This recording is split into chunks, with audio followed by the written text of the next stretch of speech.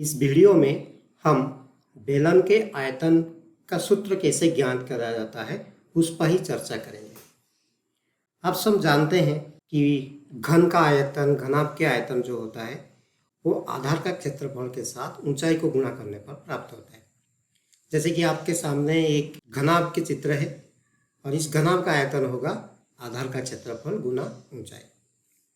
तो घन, घनाभ ये सब प्रिज्म के हिस्से हैं।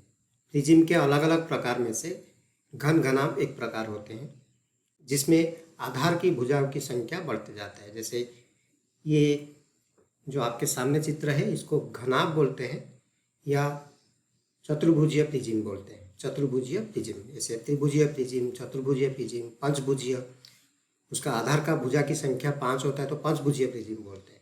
इसका मतलब प्रिज्म के आयतन भी आधार का क्षेत्रफल के साथ ऊंचाई को गुणा करने पर प्राप्त होते हैं। हम प्रिज्म के आयतन के उपयोग करते हुए बेलन के आयतन का सूत्र ज्ञात करेंगे। तो अभी थोड़ा इस चित्र को ध्यान देते हैं। अभी ये जो घनाभ है, इस घनाभ के आधार के भुजा की संख्या कितना है? 4 है। मैंने इसको बढ़ा देता हूँ, 5 कर देता हूँ। तो ये भी एक प्रिज्म है जिसको बोलते हैं पंचभुजीय प्रिज्म। इसका भी आयतन जो होगा वो आधार का क्षेत्रफल गुना ऊंचाई होगा। तो मैं इस प्रिज्म में जो आधार के भुजा है उसको बढ़ाते जाऊँ तो क्या चित्र बनेगा, अभी थोड़ा देखते रहिए। अभी 5 भुज है, अभी मैं इसको षटभुज कर दिया। आधार को, आधार में 7 भुज हो गया, 8 भुज हो गया, 9 भुज, 10 भुज, ऐसे मैं बढ़ाते जाऊँ तो क्या होता है देखते हैं।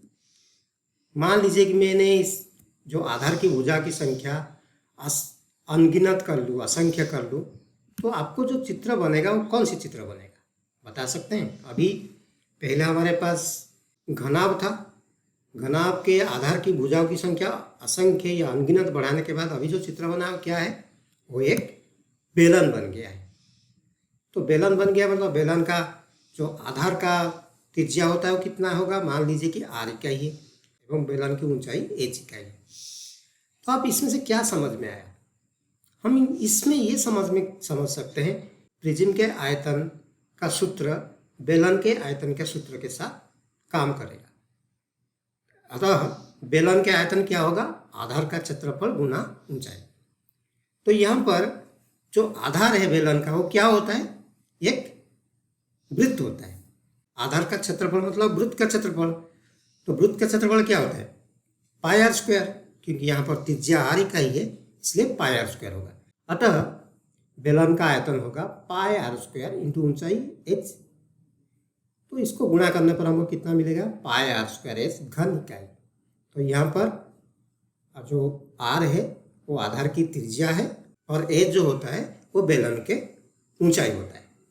तो इसका मतलब है बेलन का जो आयतन होता है वो पाई आर स्क्वायर h घन इकाई होगा, जहाँ पर r बेलन का आधार का त्रिज्या एवं h ऊंचाई है।